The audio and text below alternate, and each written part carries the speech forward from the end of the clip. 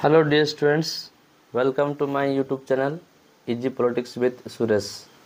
Dear students, ଆଜିର ଏହି ଭିଡ଼ିଓରେ ଆମେ କିଛି important long questions, short questions both 2-3 marks and of 1 mark 2-3 ମାର୍କର short questions ତା ସହିତ 1 ମାର୍କର ମଧ୍ୟ short questions ଆମେ 1 ମାର୍କର 45ଟା 2 ଆଉ 3 ମାର୍କିଆର ଯେଉଁ ସର୍ଟ କ୍ୱେଶ୍ଚିନ୍ସ ଅଛି ସେଇଟା ଆମେ 30ଟା ତା ସହିତ ଏ ଯେଉଁ ଲଙ୍ଗ୍ କ୍ୱେଶ୍ଚିନ୍ ଅଛି ସେଗୁଡ଼ିକ ମଧ୍ୟ ଆମେ ପାଖାପାଖି ଗୋଟେ 14-15ଟା ଆମେ ଆଜିର ଏ ଭିଡ଼ିଓରେ ପ୍ରୋବାବୁଲ୍ କ୍ୱେଶ୍ଚିନ୍ ଗୁଡ଼ିକ ଆଲୋଚନା କରିବା।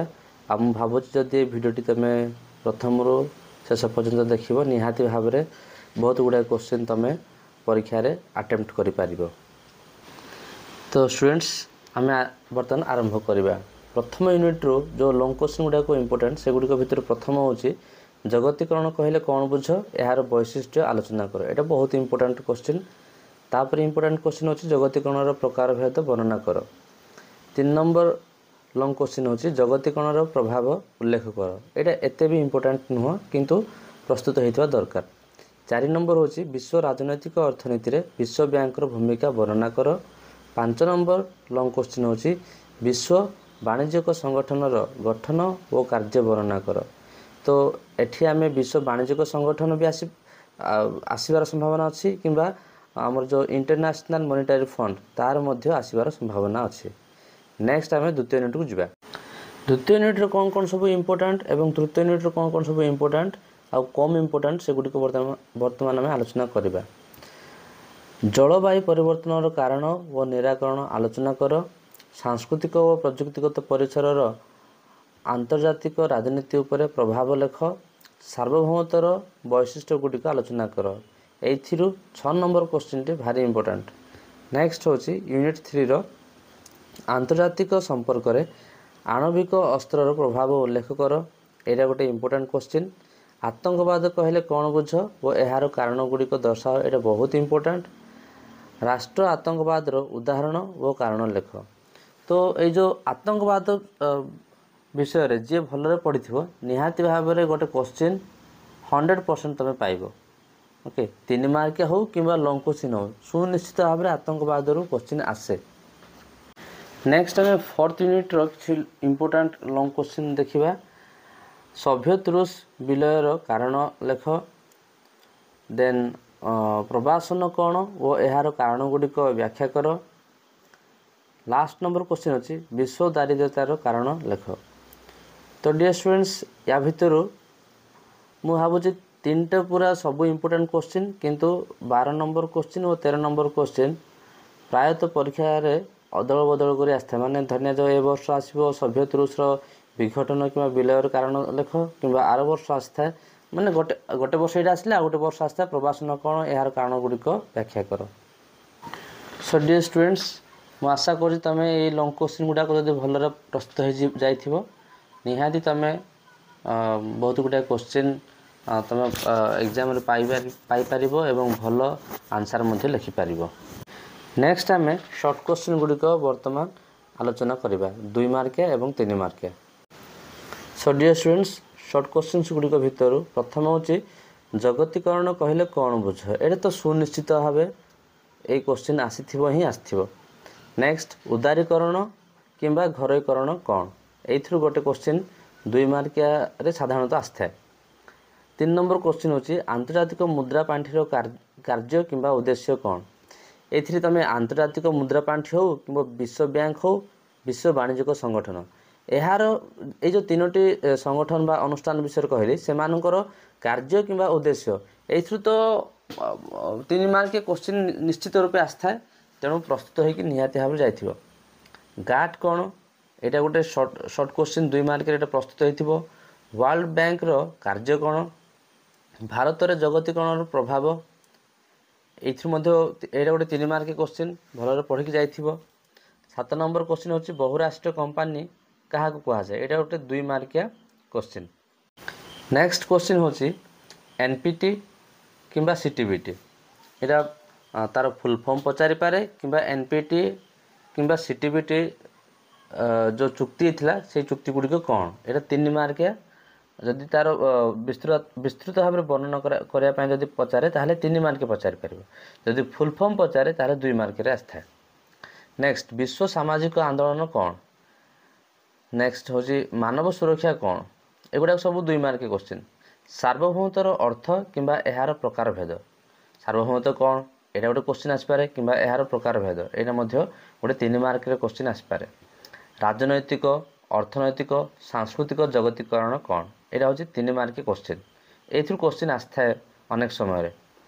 13 नंबर होची विश्व क्षमता परिवर्तन कहले कौन बुझ 3 मार्क क्वेश्चन। क्योटो प्रोटोकॉल कौन एटा मध्य 3 मार्किया। विश्व प्रवासन कौन एटा 3 मार्क आस्थाय 2 मार्क मध्य आस्थाय। नेक्स्ट क्वेश्चन होची विश्व राजनैतिक अर्थनैतिक कौन एटा होची गोटे 3 मार्क क्वेश्चन। निरस्त्रीकरण कहले कौन बुझ एटा मध्य 3 मार्क क्वेश्चन। विश्व शासन कौन एटा 2 मार्क क्वेश्चन। अणराष्ट्र आतंकवाद कहले कौन बुझ 3 mark question. Next short question होची विश्व सुरक्षा कौन एटा गोटे 3 मार्क क्वेश्चन आस्थाय। बहु ध्रुवीकरण किंबा एक ध्रुवीकरण एथुर मध्य अनेक समय 2 मार्क क्वेश्चन आस्थाय एवं 3 मार्क क्वेश्चन मध्य आस्थाय। जलवायु परिवर्तन कौन एटा होची गोटे 3 मार्क क्वेश्चन। गोलाप विप्लव 3 मार्क क्वेश्चन। जस्मिन विप्लव एटा मध्य 3 mark question. Arab spring 3 mark question. Red cross एटा मध्य 3 मार्क क्वेश्चन। तो ये जो गोलाप विप्लव जस्मिन विप्लव अरब स्प्रिंग एथु निहाती भाव में क्वेश्चन आस्थाय। तुम भलरे प्रस्तुत होता दरकार कहीं तुम जब कह एथुर क्वेश्चन काले आसीपारे न आसीपारे ताहले तुम निहाती भाव भूल कर भलरे प्रस्तुत हो जाइथिबो 100% एथुर क्वेश्चन आस्थाय। नेक्स्ट शॉर्ट क्वेश्चन होची एमनेस्टी इंटरनेशनल कौन। देन 28 नंबर क्वेश्चन होची रियो धरित्री सम्मेलन 1992 एटा गोटे 3 मार्क क्वेश्चन जोटा कि बहुत इंपोर्टेंट क्वेश्चन भलरे पढ़ी जाइथिबो। 29 नंबर क्वेश्चन होची विश्व सर्वसाधारण संपद काहाकू कहा जाए एवं 30 नंबर क्वेश्चन होची सीमा पार आतंकवाद। सो डियर स्टूडेंट्स तुम यदि यही सब क्वेश्चन गुड़िक प्रस्तुत होकर जाइथिबो बहुत गुड़ाए क्वेश्चन तुम परीक्षा रे पाइबो एवं सुनिश्चित पाइबो। वर्तमान आम 1 मार्क क्वेश्चन गुड़िक आलोचना करवा जोटा कि आमर 12टा क्वेश्चन पड़ी था आउ से मु भाविली किसी इंपोर्टेंट क्वेश्चन अच्छी जोटा कि पिला जाना दरकार आ तुम यदि एथुरु किसी प्रस्तुत हो जाइथिबो ताले मु भावुची गुड़ाए क्वेश्चन पड़ी पारे किंतु एटा 100% मु कहि पारिबिनी काहेकि ना अनेक समय एमती क्वेश्चन आछी जे सार माने भी निजे संदेह रे रहउछन्ते क्वेश्चन सत्तर बहिरु आछी ना कोठु आछी। एनीवे तो आमे बर्तमान आमे शॉर्ट क्वेश्चन गुडी को गोटे गोटे देखिबा एवं ता सहित मु एठी आंसर मध्ये लिखिछि तेणु भलरे जते सब शॉर्ट क्वेश्चन मु देइछि 1 मार्कियार से सब प्रथम रु शेष पर्यंत देखिया पई चेष्टा करो।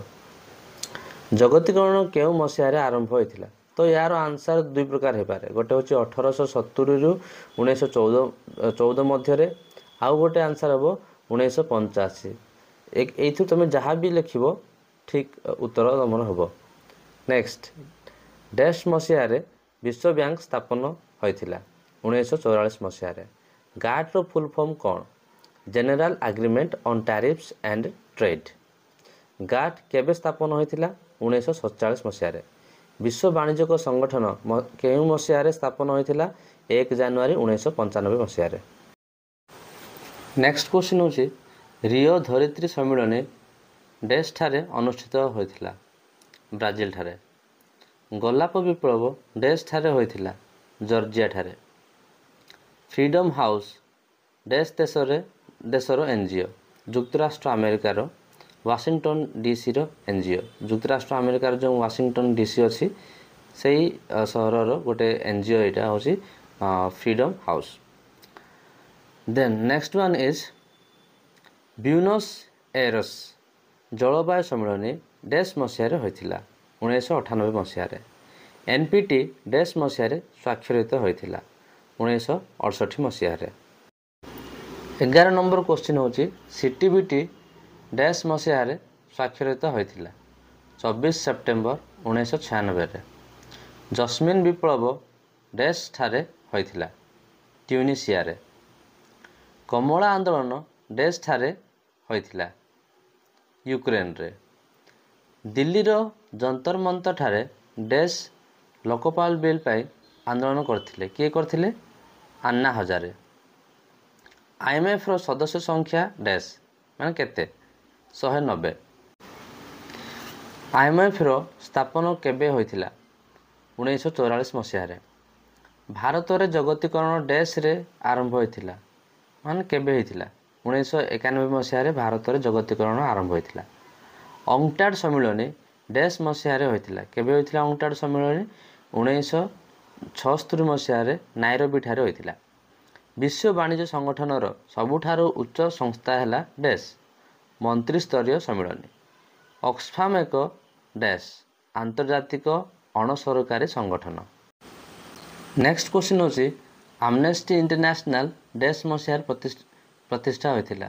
1961 मसीहा रे।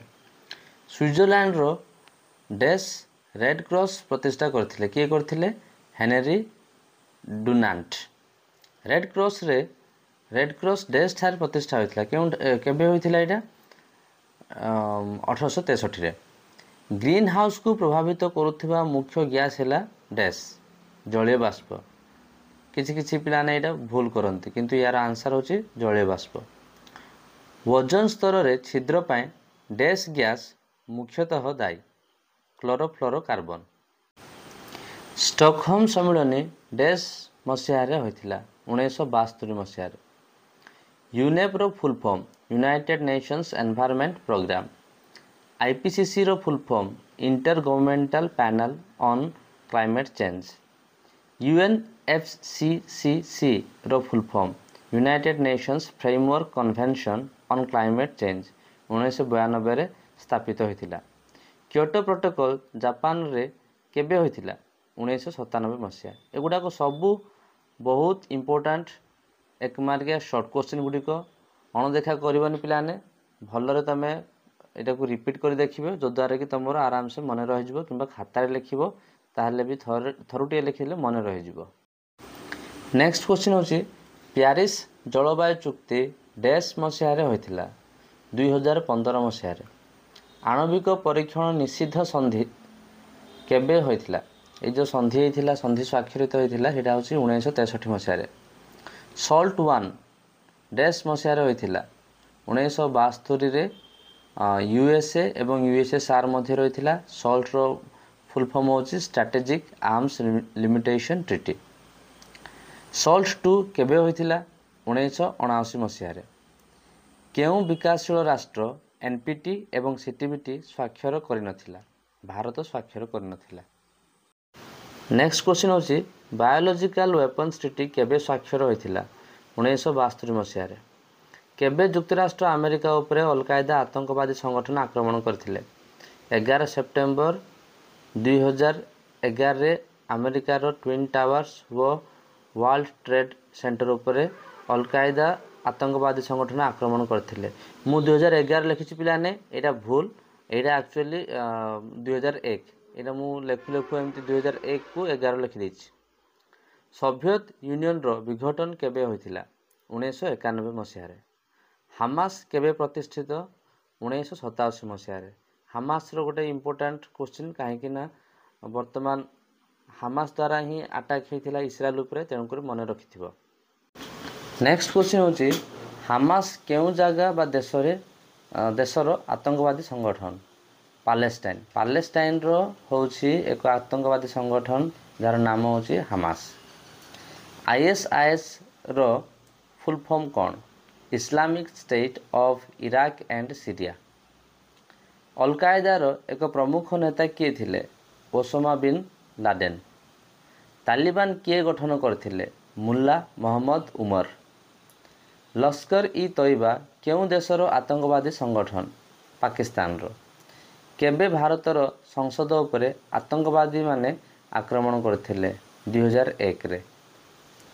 सो डियर स्टूडेंट्स पुणी थर समस्त को एति कहबी मनोजोग देकी ए वीडियो को मु आशा कर तुम समस्त देखिथिबो जल्दी देखिन पुणी थरे रिपीट कर देख कहीं आसंता काली परीक्षा अच्छी मु आज जो वीडियो करछि actually it is not an ideal time तथापि जेहेतु किसी स्टूडेंट मते रिक्वेस्ट करथिले तेणुकरी मु ए वीडियो बाध्य ही करथिले एनीवे जदि तुम मानकर जदि किसी परिमाण रे भी वीडियोटी साहाय्य करि परिबो परीक्षा रे ताहले मु भाबिबि जे मोर जो एफर्ट थिला सेटा that was in the right direction. So wish you all of you all the very best from my end. Best of luck. मोर गुड विशेष सब तुम पाखे कहीं मुझे जानी बहुत जगार पिलानकर भलर कोर्स कंप्लीट होती कि ना मत निजक सन्देह लगुच स्टिल देन तुम भलर परफॉर्म कर एतिक मोर आशा आउ भावुची जो क्वेश्चन गुड़ी को आज मुझे आलोचना करती तुम से गुड़ी जब भलर पढ़ी बहुत गुड़ाए क्वेश्चन तुम परीक्षा निश्चित पाइब आउ जदि वीडियोटी तुम हेल्पफुल होती गोटे लाइक कर देन वीडियोटी को शेयर कर तुम सांग मान सहित जद्वारा कि से भी वीडियो देखिए तार बेनिफिट पाइपर आउ जदि मो चैनल को प्रथम थर पर तुम आस कि पूर्व मो चैनल विषय जान वीडियो देखी सब्सक्राइब कर ना सब्सक्राइब कर मो चैनल को जद्वारा कि आगामी दिन में मुझे किसी इंपोर्टेंट टॉपिक ऊपर वीडियो करी So wish you once again all the very best. Bye and take care.